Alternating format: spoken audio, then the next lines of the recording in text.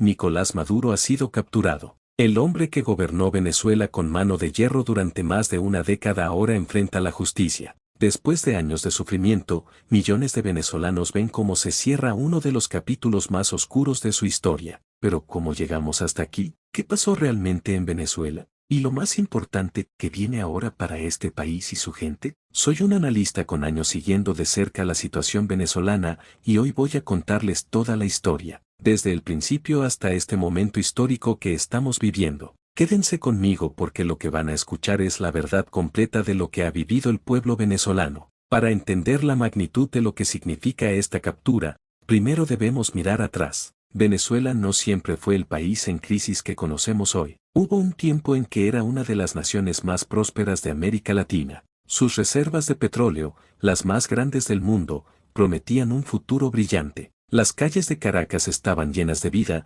los hospitales funcionaban, las escuelas educaban, y la gente tenía esperanza. Pero todo comenzó a cambiar cuando Hugo Chávez llegó al poder en 1999. Chávez prometió una revolución para los pobres, un socialismo del siglo XXI que traería justicia e igualdad. Al principio, muchos creyeron en su mensaje. Los precios altos del petróleo permitieron programas sociales que efectivamente ayudaron a muchas familias. Pero detrás de esas promesas, se estaba construyendo algo muy diferente. Chávez comenzó a concentrar el poder, cambió la constitución, controló el poder judicial, tomó el control de los medios de comunicación y debilitó todas las instituciones democráticas. Cuando alguien se oponía, era etiquetado como enemigo del pueblo. La polarización se hizo cada vez más profunda. Venezuela dejó de ser una democracia para convertirse en un régimen autoritario disfrazado de revolución popular. Cuando Hugo Chávez murió en 2013, dejó un país ya debilitado. Y fue entonces cuando Nicolás Maduro tomó el poder. Maduro no tenía el carisma de Chávez. Era un exconductor de autobús y sindicalista que había ascendido en las filas del chavismo más por lealtad que por capacidad. Y bajo su gobierno, lo malo se volvió terrible. Los primeros años de Maduro fueron devastadores. La economía venezolana, que ya estaba mal, colapsó completamente. La corrupción alcanzó niveles inimaginables. Miles de millones de dólares del petróleo desaparecieron en los bolsillos de funcionarios corruptos. Las empresas fueron expropiadas y destruidas. La producción petrolera, el corazón de la economía venezolana, cayó a niveles de hace décadas. Y entonces comenzó el verdadero sufrimiento del pueblo. La inflación se disparó a niveles que el mundo no había visto desde hace generaciones. El dinero perdió su valor casi de la noche a la mañana. La gente necesitaba maletas llenas de billetes para comprar lo más básico. Un kilo de carne costaba lo que antes costaba un auto. Los ahorros de toda una vida se evaporaron. Las pensiones de los ancianos no alcanzaban ni para un cartón de huevos. Pero lo peor no fue la pérdida del dinero, fue la pérdida de todo lo demás. Los hospitales se quedaron sin medicinas. Personas con enfermedades curables como diabetes o presión alta morían porque no había insulina ni medicamentos para el corazón. Las mujeres daban a luz sin anestesia. Los niños con cáncer no recibían quimioterapia. Los quirófanos se quedaron sin guantes, sin jeringas, sin antibióticos. Los venezolanos comenzaron a pasar hambre, un hambre real, profunda, dolorosa. La comida desapareció de los supermercados. Las personas hacían filas durante horas, a veces días completos, esperando poder comprar un poco de harina, arroz o aceite. Muchos no comían más que una vez al día. Los niños iban a la escuela con el estómago vacío. Las madres se saltaban comidas para que sus hijos pudieran comer algo. La gente empezó a perder peso de forma alarmante. Los médicos lo llamaron la dieta de Maduro. Los venezolanos perdían 10, 15, 20 kilos. No por elección, sino por hambre. Familias enteras rebuscaban en la basura buscando algo comestible. Se comían hasta a los animales de los zoológicos. Perros y gatos desaparecían de las calles. Y mientras el pueblo sufría, Maduro y su círculo cercano vivían en la abundancia. Comían en restaurantes de lujo, viajaban en aviones privados y enviaban a sus hijos a estudiar a las mejores universidades del extranjero. La hipocresía era total y absoluta. Pero Maduro sabía que su gobierno se mantenía no por el amor del pueblo, sino por el miedo, y por eso construyó un aparato represivo brutal. Creó grupos paramilitares llamados colectivos, bandas armadas que aterrorizaban a los barrios. Cualquiera que protestara era arrestado, torturado o desaparecido. Miles de presos políticos llenaron las cárceles. Jóvenes estudiantes que solo pedían democracia fueron encarcelados por años. Líderes opositores fueron perseguidos, sus casas allanadas en la madrugada, sus familias amenazadas. Muchos tuvieron que huir del país o vivir escondidos como criminales, cuando su único crimen era pedir libertad. Las protestas fueron aplastadas con violencia extrema. En 2014, en 2017, y en cada ocasión que el pueblo salió a las calles, la respuesta fue la misma: gases lacrimógenos, balas de goma, y en muchos casos, balas reales. Jóvenes murieron en las calles pidiendo un país mejor. Sus madres todavía lloran pidiendo justicia. Maduro robó elecciones una y otra vez. En 2018 organizó unas elecciones presidenciales que nadie reconoció como legítimas. Los principales candidatos opositores estaban presos, exiliados o inhabilitados. El sistema electoral estaba completamente controlado por el gobierno. Y aún así, se declaró ganador. Cuando en 2019 Juan Guaidó, el presidente de la Asamblea Nacional, fue reconocido por más de 50 países como presidente interino de Venezuela, Maduro simplemente ignoró a la comunidad internacional, creó su propia Asamblea Nacional fraudulenta y siguió gobernando por la fuerza. Esto nos lleva al primer minuto de este video, y quiero hacer una pausa aquí. Si están encontrando valor en esta información, si quieren seguir entendiendo lo que realmente pasa en el mundo, les pido que se suscriban a este canal. Necesitamos mantener viva la verdad, y su apoyo hace posible que sigamos contando estas historias que necesitan ser contadas. Ahora continuemos, porque hay algo que aún no les he contado, y es quizás el aspecto más trágico de toda esta historia: el éxodo masivo. Más de 7 millones de venezolanos, casi una cuarta parte de la población, han tenido que abandonar su país. Esto es una de las crisis migratorias más grandes de la historia moderna, comparable con las grandes guerras mundiales. Piensen en lo que significa esto. Millones de personas dejando atrás sus casas, sus trabajos, sus recuerdos, todo lo que conocían. Profesionales con títulos universitarios trabajando en cualquier cosa que pudieran encontrar en países extranjeros. Médicos manejando taxis. Ingenieros lavando platos. Profesores vendiendo dulces en las calles. Las familias se separaron. Padres tuvieron que dejar a sus hijos. Hijos tuvieron que dejar a sus padres ancianos. Hermanos se dispersaron por todo el continente. Las videollamadas reemplazaron los abrazos. Las transferencias de dinero se convirtieron en la única forma de ayudar a los seres queridos que se quedaron atrás. El viaje para salir de Venezuela fue en sí mismo un infierno. Muchos no tenían dinero para un pasaje de avión, así que caminaban. Caminaban miles de kilómetros a través de Colombia, Ecuador, Perú, hasta llegar a Chile o Argentina. Familias enteras, incluidos niños pequeños y ancianos, caminando bajo el sol ardiente, durmiendo en las calles, comiendo lo que podían conseguir. En el camino sufrieron robos, abusos, discriminación. Las mujeres fueron víctimas de violencia sexual. Los niños se enfermaron sin acceso a atención médica. Algunos murieron en el camino, pero aún así, preferían ese sufrimiento a quedarse en Venezuela bajo Maduro. Y no se trataba solo de la economía. Maduro también destruyó el tejido social de Venezuela.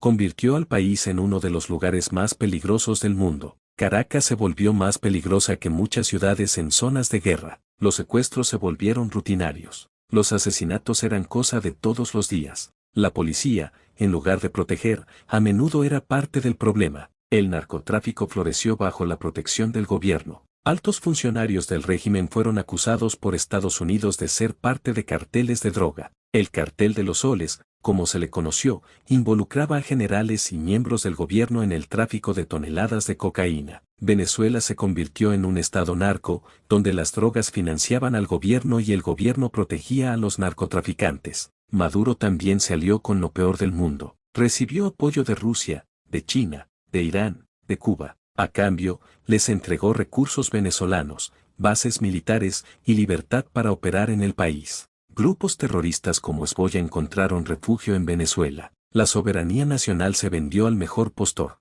Mientras tanto, los servicios básicos colapsaron. El sistema eléctrico, que alguna vez fue orgullo de Venezuela, se desmoronó. Apagones de días enteros se volvieron normales. La gente vivía sin luz, sin agua, sin comunicaciones. Los alimentos en los refrigeradores se pudrían. Los enfermos en los hospitales morían cuando se iba la electricidad. La vida moderna simplemente dejó de existir para millones de venezolanos. El Internet fue censurado y controlado. Las redes sociales fueron vigiladas. Cualquiera que criticara al gobierno en línea podía recibir una visita de las fuerzas de seguridad. La libertad de expresión desapareció. Los periodistas independientes fueron perseguidos, sus medios cerrados. Solo la propaganda del gobierno podía circular libremente. La educación se derrumbó. Las universidades se quedaron sin profesores porque sus salarios no alcanzaban ni para el transporte. Los mejores cerebros del país emigraron buscando oportunidades. Los estudiantes dejaron de asistir a clases porque tenían que trabajar para ayudar a sus familias a sobrevivir. Una generación entera está creciendo sin la educación que necesita. Y a través de todo esto, Maduro se mantuvo en el poder. ¿Cómo lo hizo? A través de una combinación de represión brutal, control absoluto de las instituciones, apoyo de potencias extranjeras y la lealtad de las Fuerzas Armadas que se beneficiaban del sistema corrupto. Los militares en Venezuela no defendían al pueblo, defendían sus privilegios. Los generales se enriquecieron con negocios ilícitos, con el control de la distribución de alimentos, con el narcotráfico. Tenían todos los incentivos para mantener a Maduro en el poder porque su caída significaría el fin de su impunidad y su riqueza ilícita. Pero incluso los muros más altos eventualmente se derrumban. Y ahora llegamos al momento que nadie esperaba, la captura de Nicolás Maduro. Los detalles exactos de cómo sucedió todavía están siendo revelados, pero lo que sabemos es esto: después de años de presión internacional, de sanciones cada vez más fuertes, y de un pueblo que nunca dejó de resistir, finalmente se logró lo que parecía imposible. La comunidad internacional nunca dejó de presionar. Estados Unidos, la Unión Europea y países de América Latina mantuvieron sanciones contra el régimen, congelaron activos, prohibieron viajes y aislaron diplomáticamente a Maduro. La justicia internacional emitió órdenes de captura. La Corte Penal Internacional investigó crímenes de lesa humanidad. Dentro de Venezuela, a pesar de la represión, la resistencia nunca murió. La sociedad civil, organizaciones de derechos humanos, periodistas valientes y ciudadanos comunes siguieron documentando los abusos, siguieron protestando, siguieron pidiendo libertad. No se rindieron incluso cuando parecía que no había esperanza. Y algo comenzó a cambiar dentro del propio régimen. Las grietas empezaron a aparecer. Funcionarios de bajo nivel comenzaron a desertar. Algunos militares empezaron a cuestionar si realmente querían ser parte de esto. Las sanciones internacionales hicieron más difícil para los corruptos disfrutar de su dinero robado en el extranjero. El momento exacto de la captura llegó cuando ya nadie lo esperaba. Tal vez fue una operación de inteligencia internacional. Tal vez fue un grupo dentro del mismo gobierno que finalmente decidió que ya era suficiente. Tal vez fue una combinación de factores que se alinearon perfectamente. Lo importante es que sucedió. Cuando se conoció la noticia, Venezuela estalló. Las calles que durante años habían estado llenas de miedo se llenaron de alegría. La gente salió a celebrar, a abrazar a extraños, a llorar de felicidad. Banderas venezolanas se agitaron por todas partes. Las cacerolas sonaron en todos los barrios. Era el sonido de la libertad después de años de oscuridad. Pero ahora viene la pregunta más importante que sigue para Venezuela. Porque capturar a Maduro es solo el primer paso. El país está destrozado. Las instituciones están destruidas. La economía está en ruinas. Millones de personas están en el exilio. El camino hacia la recuperación será largo y difícil. Lo primero que debe suceder es la transición hacia un gobierno democrático legítimo. Esto significa elecciones verdaderamente libres y justas, con observadores internacionales, con todos los candidatos pudiendo competir en igualdad de condiciones, y con un sistema electoral que garantice que cada voto cuente. El pueblo venezolano debe poder elegir su futuro sin miedo y sin fraude. Pero las elecciones por sí solas no son suficientes. Venezuela necesita una reconstrucción completa de sus instituciones. El Poder Judicial debe ser independiente y justo. La Asamblea Nacional debe representar realmente al pueblo. Las Fuerzas Armadas deben ser profesionales y subordinadas al poder civil, no una herramienta de represión política. Debe haber justicia para las víctimas. Los crímenes cometidos durante estos años no pueden quedar impunes. Los responsables de tortura, asesinatos, desapariciones y represión deben enfrentar la justicia. Esto incluye no solo a Maduro, sino a todos los que fueron parte del aparato represivo. Al mismo tiempo, debe haber un proceso de reconciliación nacional que permita sanar las heridas profundas que dividen a la sociedad venezolana. La economía necesitará una reconstrucción masiva. Venezuela tiene los recursos, especialmente el petróleo, pero necesita inversión, tecnología moderna, y sobre todo, un gobierno que administre esos recursos de manera transparente y para beneficio de todos, no solo de una élite corrupta. Se necesitarán reformas profundas, apertura a la inversión extranjera responsable y programas sociales que realmente ayuden a los más vulnerables. El sistema de salud debe ser reconstruido desde cero. Hospitales necesitan ser equipados. Se necesitan medicinas. Los profesionales de la salud que emigraron deben ser incentivados a regresar. Programas de nutrición deben ayudar a una población que sufrió hambre por años. Es una tarea enorme pero absolutamente necesaria. La educación también requiere atención urgente. Las escuelas necesitan reparación. Los maestros necesitan salarios dignos. Los programas educativos deben ser modernizados. Las universidades deben recuperar su autonomía y excelencia. Una generación entera necesita oportunidades de aprendizaje que les fueron negadas. Y entonces está la cuestión de los 7 millones de venezolanos que tuvieron que irse. Muchos querrán regresar a su patria, pero regresar no es fácil. Han construido vidas en otros países. Sus hijos han crecido en otros lugares. Algunos querrán volver, otros no. Venezuela debe estar preparada para recibir a quienes regresen y también para mantener lazos con su diáspora. Este es un buen momento para recordarles que si esta información les está siendo útil, si quieren seguir aprendiendo sobre eventos importantes como este,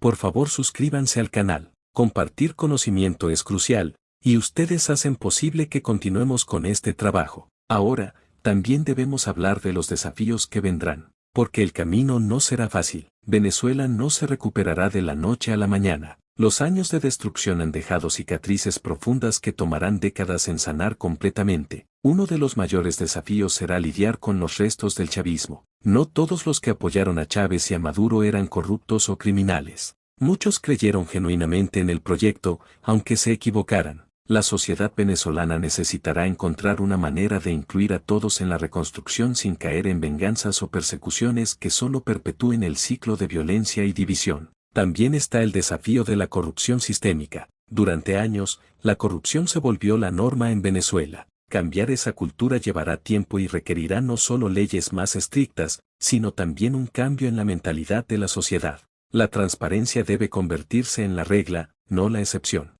Las expectativas del pueblo venezolano serán altas, y con razón. Han sufrido demasiado durante demasiado tiempo. Querrán ver cambios rápidos. Pero la realidad es que reconstruir un país toma tiempo. Los líderes que vengan necesitarán comunicar esto con honestidad y al mismo tiempo mostrar progreso tangible que le dé esperanza a la gente. La comunidad internacional tendrá un papel crucial que jugar. Venezuela necesitará ayuda económica, técnica y diplomática. Pero esta ayuda debe venir sin condiciones que comprometan la soberanía venezolana. El país debe recuperarse como una nación independiente y orgullosa, no como un protectorado extranjero. Hay lecciones importantes que Venezuela y el mundo deben aprender de esta tragedia. La primera es que la concentración de poder es peligrosa. Las instituciones democráticas fuertes, los controles y equilibrios, y la separación de poderes no son lujos, son necesidades fundamentales para proteger la libertad. La segunda lección es que las promesas populistas pueden sonar atractivas, pero si no están basadas en una economía sólida y en el respeto a las instituciones, llevan al desastre. El camino al infierno está pavimentado de buenas intenciones, y Venezuela es la prueba. La tercera lección es sobre la importancia de la libertad de prensa y de expresión. Cuando los medios independientes son silenciados, cuando las críticas son castigadas, los abusos de poder se multiplican. Una prensa libre es el mejor guardián contra la tiranía. Y la cuarta lección es que nunca debemos subestimar la importancia de defender la democracia. Puede parecer aburrida, puede parecer lenta y frustrante, pero es infinitamente mejor que cualquier alternativa. Las democracias imperfectas pueden mejorarse, las dictaduras solo pueden ser derrocadas, generalmente a un costo humano terrible. Mirando hacia el futuro, Venezuela tiene todo el potencial para convertirse nuevamente en una nación próspera. Tiene recursos naturales abundantes. Tiene una población educada y trabajadora, aunque muchos estén dispersos por el mundo. Tiene una cultura rica y vibrante. Tiene experiencia democrática en su historia. Los elementos para el éxito están ahí, pero el éxito no está garantizado. Requerirá líderes honestos y capaces. Requerirá que la sociedad venezolana trabaje unida superando las divisiones del pasado. Requerirá paciencia cuando los resultados no lleguen tan rápido como se quisiera. Y requerirá vigilancia constante para asegurarse de que nunca más un líder pueda concentrar tanto poder y causar tanto daño. Los jóvenes venezolanos merecen crecer en un país donde puedan soñar y alcanzar esos sueños. Merecen hospitales que funcionen cuando se enfermen. Merecen escuelas donde puedan aprender. Merecen poder llenar su refrigerador con comida. Merecen vivir sin miedo. Estas cosas tan básicas, que en muchos países se dan por sentadas, son las que Venezuela debe recuperar. Las madres venezolanas merecen no tener que ver a sus hijos pasar hambre o emigrar buscando un futuro. Los ancianos merecen una vejez digna con pensiones que realmente alcancen para vivir. Los profesionales merecen poder ejercer sus carreras en su propio país. Cada venezolano merece la oportunidad de construir una vida plena en su tierra. La captura de Maduro es simbólicamente poderosa porque representa el triunfo de la justicia sobre la impunidad. Envía el mensaje de que no importa cuánto poder tengas, no importa cuánto tiempo puedas resistir, eventualmente las acciones tienen consecuencias. Ningún dictador es invencible, ninguna injusticia es permanente. El arco del universo es largo, pero se inclina hacia la justicia. Para los otros dictadores del mundo, esto debería ser una advertencia. Para los pueblos que sufren bajo la opresión, esto debería ser un mensaje de esperanza. El cambio es posible. La resistencia tiene sentido. No importa que tan oscura parezca la noche, el amanecer eventualmente llega. Por supuesto, debemos ser realistas. Venezuela enfrentará intentos de desestabilización. Habrá quienes se beneficiaban del régimen anterior y tratarán de sabotear la transición. Habrá potencias extranjeras que preferían un Venezuela débil y dividido. Habrá desafíos económicos enormes. Nada de esto será fácil, pero si hay algo que los venezolanos han demostrado en estos años terribles es su increíble resistencia. Han sobrevivido a lo peor.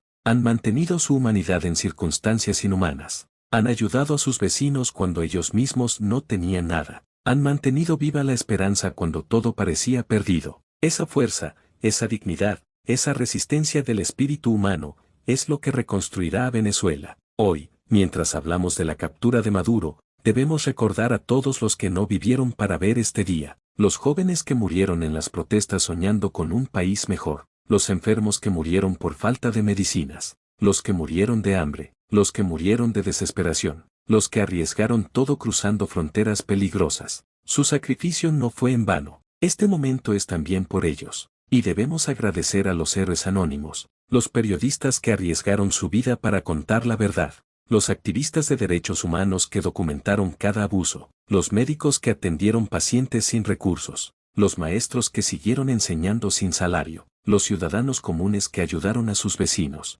los que nunca dejaron de resistir. Ellos son los verdaderos héroes de esta historia. Mientras llegamos al final de este video, quiero hacerles una última petición. Si encontraron valor en esta información, si sienten que vale la pena que más personas conozcan esta historia, por favor suscríbanse al canal y compartan este video. La historia de Venezuela es importante no solo para los venezolanos, sino para todos. Es un recordatorio de por qué debemos defender la democracia, por qué debemos resistir a los autoritarismos, y por qué nunca debemos dar por sentadas nuestras libertades. La captura de Nicolás Maduro marca el fin de un capítulo oscuro, pero también el comienzo de uno nuevo lleno de posibilidades. Venezuela tiene ante sí la oportunidad de reinventarse, de construir una democracia más fuerte, una sociedad más justa, una economía más próspera. No será fácil, habrá tropiezos y frustraciones, pero por primera vez en años, hay esperanza real. El futuro de Venezuela ahora está en manos de los venezolanos. Ellos decidirán qué tipo de país quieren construir. Ellos elegirán a sus líderes. Ellos escribirán el próximo capítulo de su historia, y el mundo estará observando, apoyando y esperando que esta vez, finalmente, Venezuela pueda alcanzar el destino de grandeza que siempre mereció. Esta ha sido la historia completa del sufrimiento de Venezuela bajo Maduro y lo que significa su captura para el futuro del país. Gracias por acompañarme hasta el final. Nos vemos en el próximo video donde seguiremos analizando los eventos que están cambiando nuestro mundo. No olviden suscribirse y activar la campanita para no perderse ningún contenido. Hasta la próxima.